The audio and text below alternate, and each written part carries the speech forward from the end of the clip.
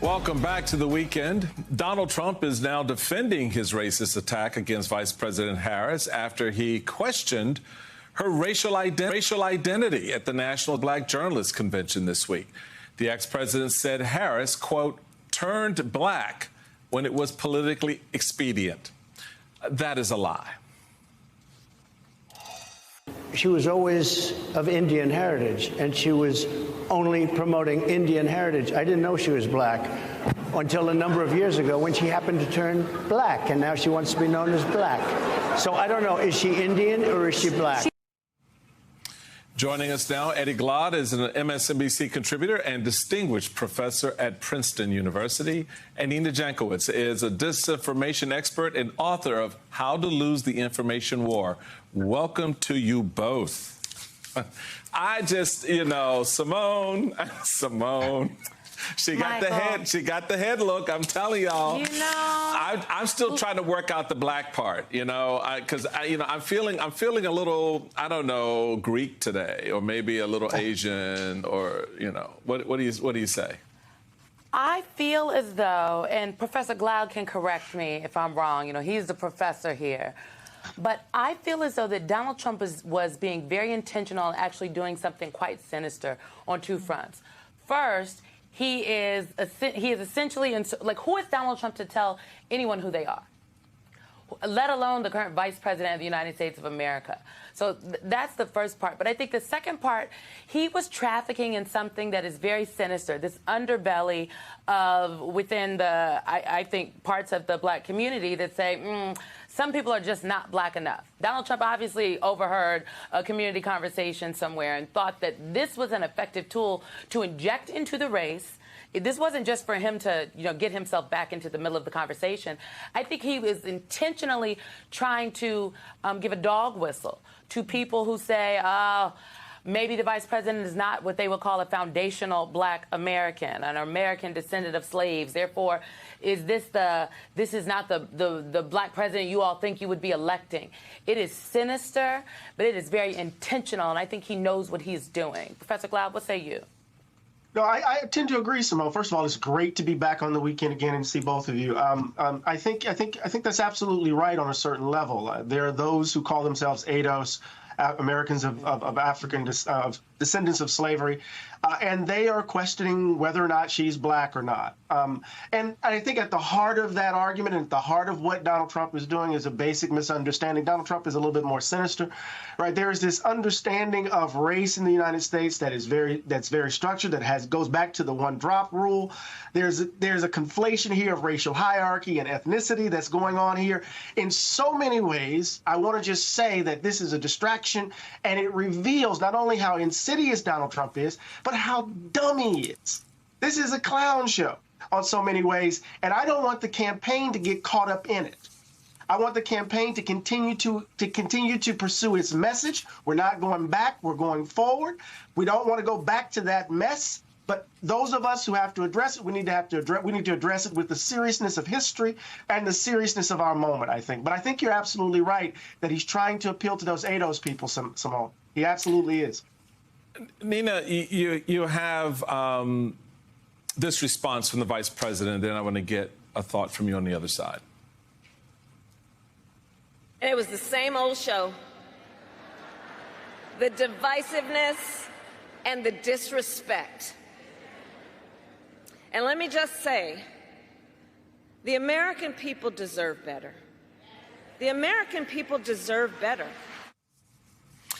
You are someone who knows this space very well, this disinformation space. To Simone's point, there was a lot of disinformation that was leveled up there, not just tinged, but just infused with racism.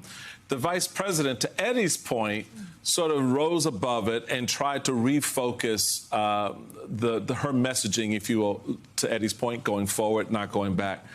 Talk about the difficulty of that when you've got an asymmetrical player like a Donald Trump, who is everything, everywhere, all at once in his stupid and his crazy, up against someone who's trying to run a somewhat linear, forward-moving, focused effort to move the country off of the stuff that we've been stuck in from MAGA and others who've been building up this corrosive narrative around race and ethnicity, et cetera, over the last few years? Yeah, I think as a campaign, certainly it's really difficult to respond to attacks like that because they're so ludicrous and you don't want to give them airtime. And that's why it's important that we're having these discussions. We're calling these lies out for what they are. I also think it's interesting in the way that the campaign has kind of reclaimed some of these narratives, you know, elevating Vice President Harris as an authentic woman in politics, which it is really difficult to be.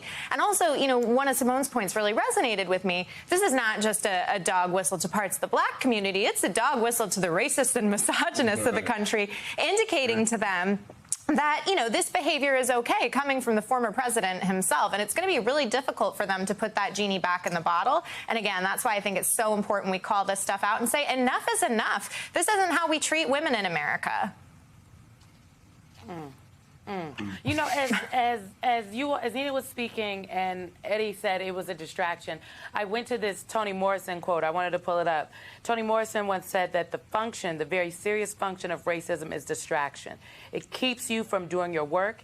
It keeps you explaining over and over again your reason for being. Somebody says you have no language and you spend 20 years proving that you do. Somebody says your head isn't shaped properly, so you have scientists working on the fact that it is.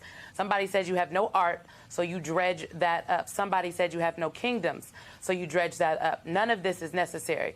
There will always be one more thing, which is why I think the campaign is not going to actively respond. And to be very clear, I think the vice president was also responding to Donald Trump's conduct as a whole. Right. And much was made about his appearance at NABJ, and I think we can have a conversation about the process of how it came to be and maybe some of the people that were up there on that stage. But this was some of the most serious questioning that Donald Trump has endured, frankly, on the record, live, in the last year, I would argue. You know, this was Rachel Scott who's there in the blue suit, put on a master class here. And Eddie, I think that for the American people, it is important that voters see and hear Donald Trump in his own words. Yes, he's now back in the news, and everybody's like, oh, he was trying to reclaim the narrative. Donald Trump played us all. He did this on purpose. Republicans aren't proud of what they saw on the stage. People who are supportive of Donald Trump are like, this was a dumpster fire. But now we have the clips and Donald Trump in his own words, and it makes it harder, Eddie, for folks to be desensitized to who he actually is and what is actually at stake this November. Right. When he's not playing on his home field, he looks small. He looks like he doesn't know how to play the game. And so if he doesn't have folk in the audience shouting and screaming for him, his incoherence is in the forefront. His inability to answer questions directly, his inability to tell the truth, his inability to marshal facts. And I thought Rachel Scott and the others held him to account to a certain degree. But I think Toni Morrison is right in this regard.